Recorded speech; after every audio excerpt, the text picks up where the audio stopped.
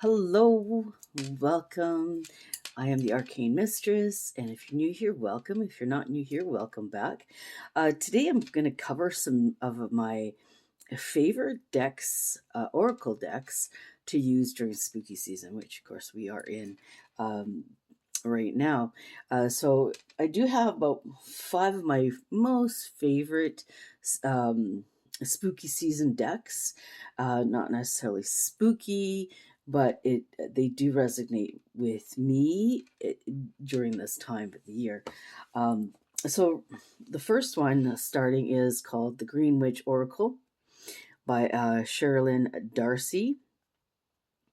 And this deck is, it has a lot of deep meaning, but also has a lot of folklore, historical facts about the different images that are on the cards. It completely aligns with what I like to do with my readings during spooky season.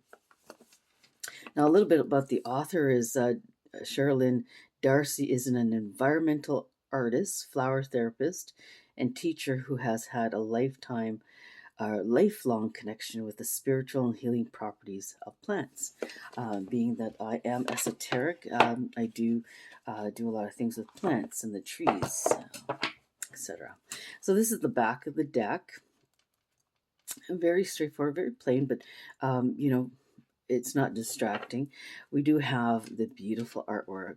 Okay, it also has the astrological symbols as well as the elemental symbol here as well, indicating what this represents for the card, which is a basil trust. We also have trusting your third eye, which is your intuition. Um, so many good these cards are deep, and yet they don't seem as deep by the look of it, right? Sorry, bumped into my camera there. So we have, the planchette here as well. We have, of course, the astrological symbol. I don't know if you can see that, which is Pisces. We have desire. We have the elemental sign as well. And this is, we have the moon here, which desire is an emotion, right? So there is quite a bit of deep meaning.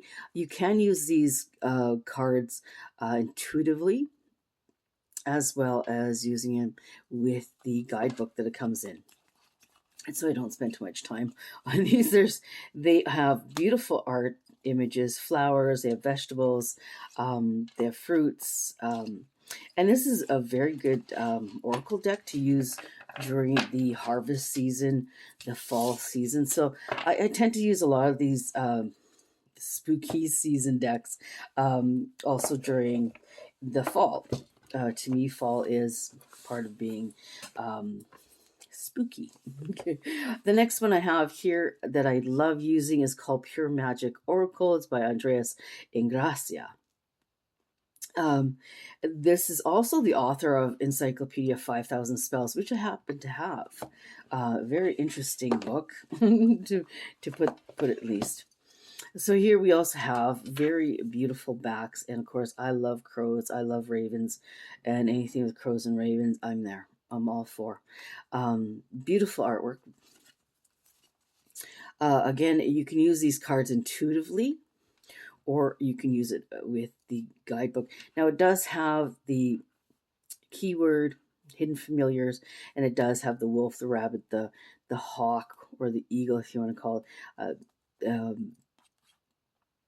Showing you intuitively. It also has other keywords: allies, natural assistant, divine support, comfort. So again, you can use these cards intuitively, or you can use these with the guidebook. It does have a very interesting guidebook where it does explain a little bit about each card, the wisdom behind it. Some of the cards do come with like magic spells, which is fantastic. You do have some spreads here. as well that you can use with it. But this is not a flip through, so we're going to move along. So, again, they have very beautiful, beautiful images, which you can use intuitively or, like I said, using the guidebook. So, that's another one of my favorite oracle decks. Another oracle deck, which isn't too spooky, but it does have some really great deep meanings to the cards. Again, you can use them intuitively, which I do tend to use my cards more intuitively than with the guidebook. I like referring to the guidebook at times just to get a feel for the card. Um, the intention of the artist and or the creator of the deck, what their intention was for the cards. Other than that, I usually do my interpretations intuitively. Now, this is the Citadel, a fantasy oracle by Fez Inkwright. Now, if you look at it, fantasy oracle, you're thinking, oh, great.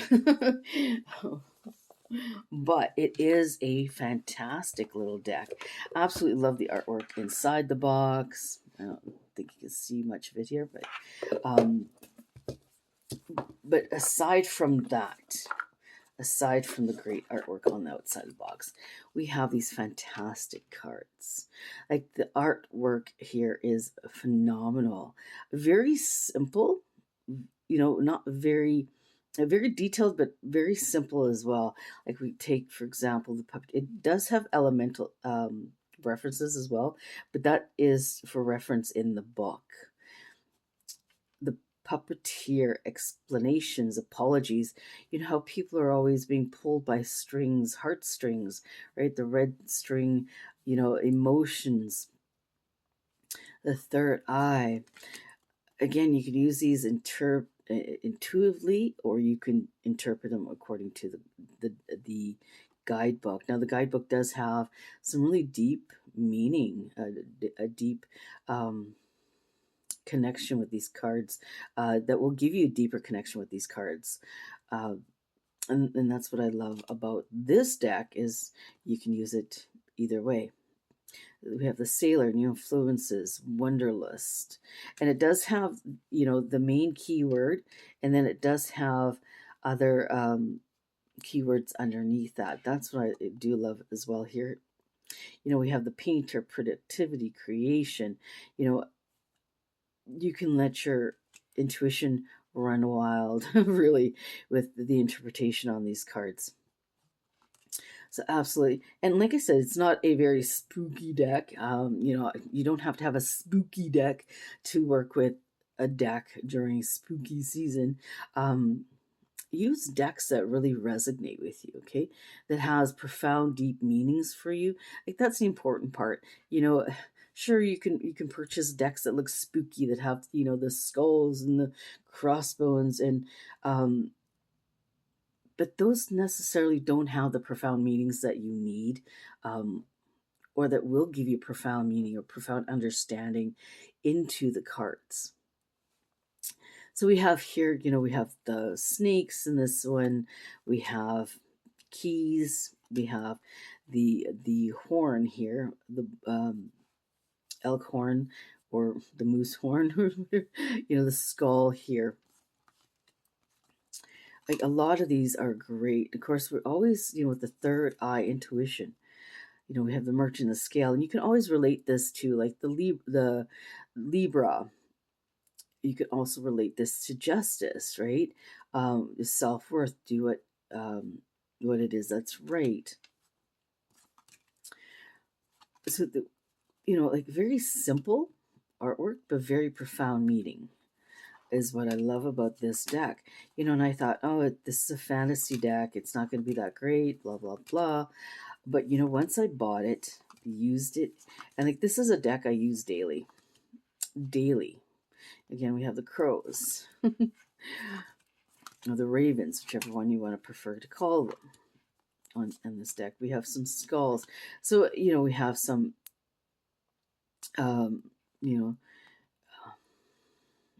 esoteric, occult references in here as well.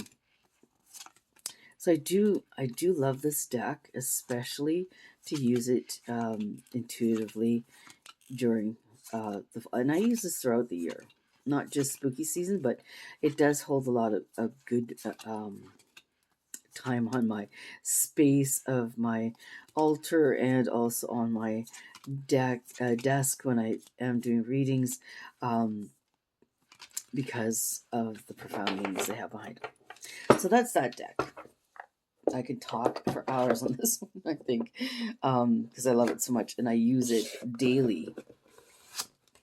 Now, another one of the decks, these are oracle card decks, is the Urban Crow Oracle. Of course, like I said, I love crows. I love anything to do with crows or ravens. And this is by MJ Cullinane. And she does have a few decks out, and I do happen to have a few of her decks as well. But I love the artwork here, and this is something I use as well throughout the year. And because it has the crows, this is why I pull it out for spooky season. But I do love the artwork. It does have just one keyword, but you can absolutely use these as intuitive reading, for intuitive reading, as well as using it with the guidebook. This caching, if you've ever done any caching, we myself and I and my some of my and my daughter, my youngest daughter, we would go geocaching all the time. And every time I pull this card, that it's always bringing back those memories too. So it does have some fantastic artwork, and of course, if you know any of her decks, you know that they are beautiful. And this is for sure one that I use for spooky season. Of course, I do use it all throughout the year, but I do tend to use it more during spooky season because it does have the crows in them. And that's not just the first time either, that I use a book or use a deck because they have crows. Now, the other deck that I tend to gravitate towards during spooky season is the Season of the Witch, Samhain Oracle. And this, of course, is by Lorraine Anderson and Julia Diaz. The illustrated by Gita Rose. I hope I'm saying that right.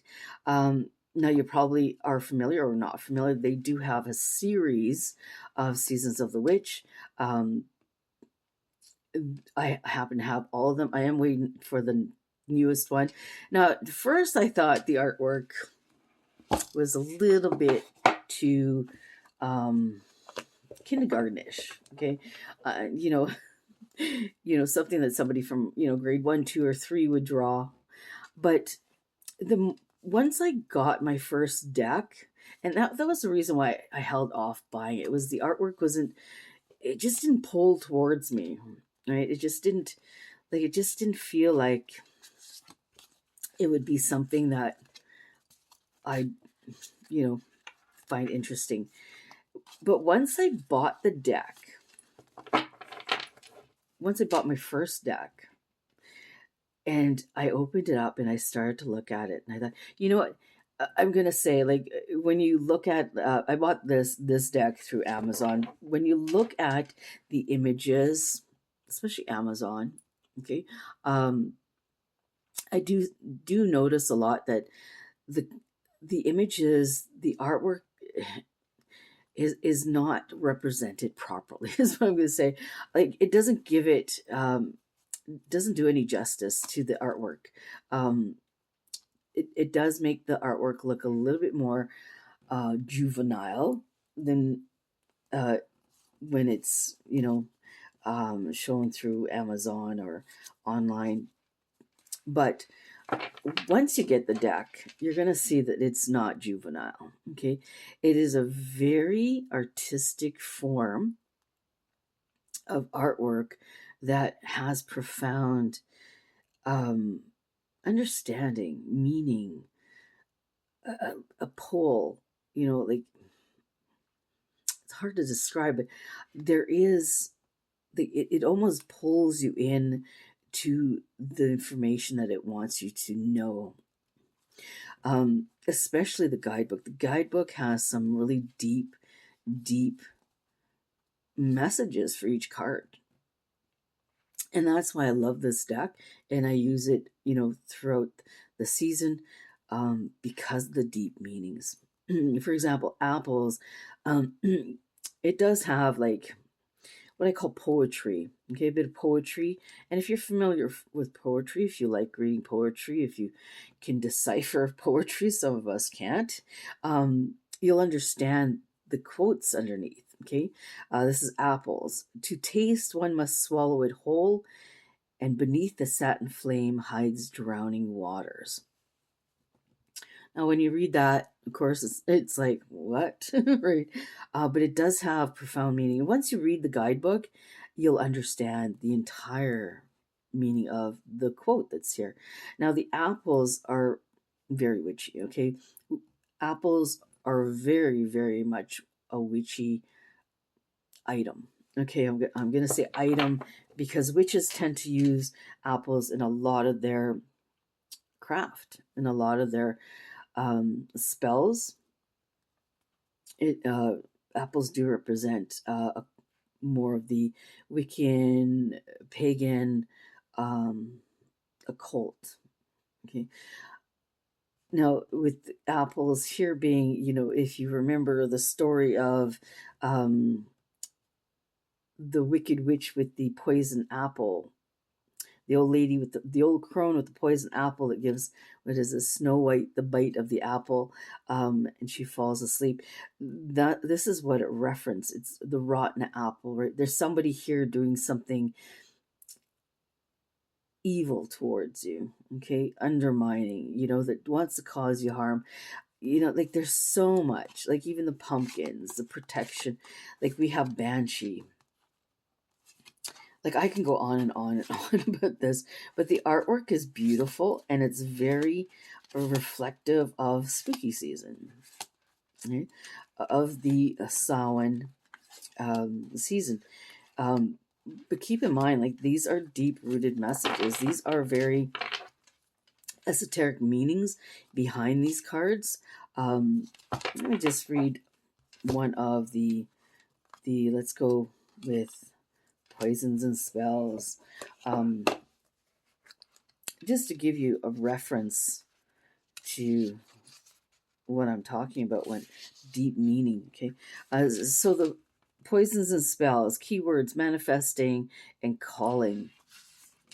It says potions and spells are how a witch weaves her magic spell, calling into existence her deepest desires. Potion making and spell crafting are two rituals that, when done correctly, can bring about dozens of manifestations. Adding little pinches of this and that, the here and there, can change your creations ever so slightly, and is an art that has been passed down through hundreds of generations in as many cultures. One of the best nights of the year to create potions and work spells is Samhain, when the veil is at its thinnest. Weaving your magic on this night is like supercharging your magical creations and rituals. Our ancestors would work spells on Samhain to survive the winter. For a time, magic was the very bread and butter of survival, a way to protect, nourish, and support through good times and bad.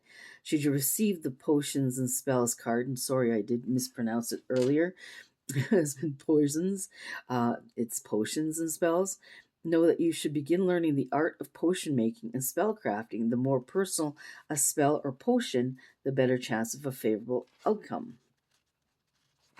Now, again, this is, very, very much in reflection with Samhain season, right? This is, you can almost look at this deck as being a guide to any witch's journey. Okay, each card represents a stage, or not really a stage, but a part of the journey as a witch. And it has such deep, profound meanings behind these cards. So aside from the artwork, a lot of people may think it's looks juvenile, looks, you know, infantile. There is a deep meaning to this artwork, and I absolutely love this artwork. Very profound. Anyways, that is that deck. I will do flip throughs for these decks eventually. Um, but that is all I have for you guys today for the spooky season, a Samhain season, fall season oracle decks that are my favorite. Now, these are my personal favorites. I know there's tons out there, but these are the ones that I rotate to on a daily basis come spooky season. Thank you so much, guys. If you like this video, please subscribe and like the video for more content. Thank you so much, guys.